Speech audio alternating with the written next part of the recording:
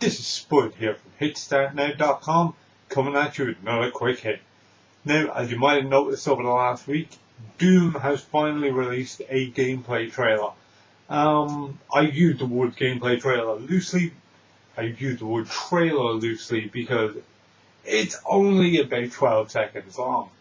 Now, I'll openly admit, I'm sure you will as well, probably not in front of your friends, but it could be the finest 12 seconds of my life.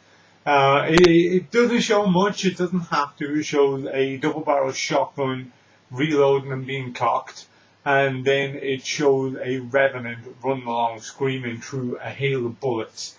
And it's gotten me really, really excited because I'm a huge Doom fan. I have been since the original Doom. Now, in general, I like first-person shooters. I know I give a really hard time to the likes of Call of Duty that gets churned out year after year, and it gets tiring, you know. I kind of give up on it after a while. But I do like first-person shooters. I am a fan of the genre. I have been since way back when. You know, whether it's Turok Evolution or Exhumed or Doom, Bulletstorm, the list goes on. First-person shooters are fun games. It's a fun genre. But over the last couple of weeks, it just so happened I've also been playing through Duke Nukem 3D. Now, Duke's one of my personal favourites. I'm a big fan of Duke Nukem 3D. I have been since I originally played it back on the original PlayStation, back in the, say, mid to late 90s. Duke was a hero of mine. I was a big fan. I was just as upset as everybody else when Duke Nukem Forever came out and made pretty much a mockery of what we all thought Duke was. And since then, another Duke Nukem game had been half announced. It was half announced a couple of months ago, and then unfortunately it fell into this whole legal loophole where Duke Gearbox owned the rights for Duke Nukem, Duke 3D Realms owned the rights for Duke Nukem. Who knows? There's a big legal brawl going on over the rights there at the moment, and unfortunately the next Duke Nukem game is kind of stopped in its tracks. They were leading up to this big reveal, and they had like a countdown on their website, and then everything went down. They couldn't go any further because they were thrown into this whole legal spin. But it's got me thinking while playing through Duke Nukem 3D and really having a blast, you know, really enjoying playing through it again, really enjoying playing through the, I believe they call it Atomic Edition, which is the extra levels that are on the Xbox Live Arcade version, which I didn't get on the original PlayStation version. I got the Plug and Play episode instead of the Berk episode, so I was enjoying going through these levels as they're relatively new to me. And it got me thinking that what really does Duke Nukem need to become relevant again, to become the mascot, the hero that he once was back in the 1990s? What is it that's going so damn wrong with Duke Nukem over the years? I reckon what Duke needs is to go back to basics. Now, this has happened a couple of times over the last couple of years with franchises being reborn in their most primitive forms. And it's really worked. Look at Mortal Kombat, which is a fine example, and I'm a huge fan of Mortal Kombat. You know, look at what they call Mortal Kombat 9, which was the reboot that came out there around, what was it, 2011 maybe? You know, which stripped away all the bullshit and went back to basics.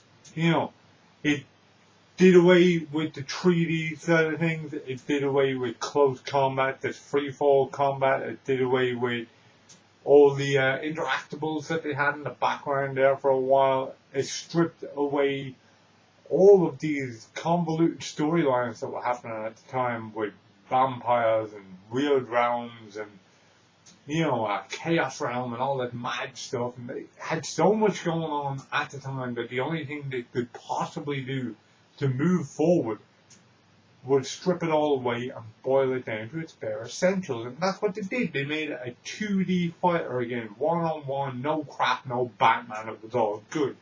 And made what I believe is one of the most enjoyable games in recent history. You know, I absolutely love that game. I think Duke Nukem might also need that. I know you can say, well, Duke Nukem Forever kind of went back to the first-person shooter genre, which he hadn't touched in a long time because he did 3D platform and all sorts of weird stuff in the meantime. But even it wasn't sure what it wanted to do. It half wanted to be a Call of Duty style shooter, half wanted to be a 1990s fast-paced shooter. I think it's got to go 1990s. It's got to go all out 1990s. If it's really going, if Duke Nukem's ever really going to do anything again other than beat this guy that now people only remember because he had a bad game. Unfortunately, nobody's remembering the good stuff anymore. They're only going, oh, remember him, he had a bad game. I think it's got to be stripped down to its bare essentials and basically just make it a straight up first-person shooter, fast-paced, big guns, no bullshit, hold as many guns as you possibly can at any given time. They could even go as far as using 2D sprites again, as they did back in the day. Don't even worry about polygons.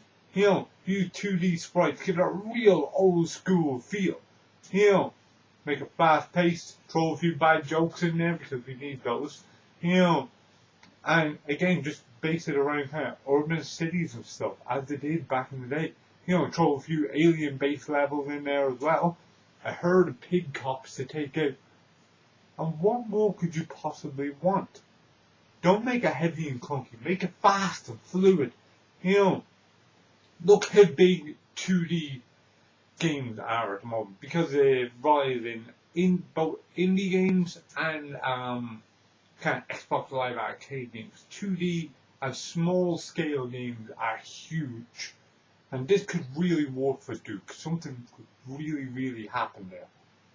And I think that's what Duke needs. He needs that. He needs to go back to his roots. I'm not talking about his 2D side-scrolling roots. I'm talking about his first-person shooter roots that he's known for and he's respected for. This is what needs. This is the only way we could ever get another good Duke Nukem game, as far as I can see.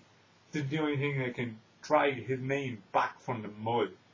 And I hope after all these legal ramifications are over and done with, and they find out who owns Duke and what's going to happen next, I hope that they go old school and they attempt something that hasn't been attempted in a long time and scrap the whole lot and go back to these kind of basics and see what happens in a world where first-person shooters are huge, cutscene based, boring games almost. What would happen if you went crazy and went old school again?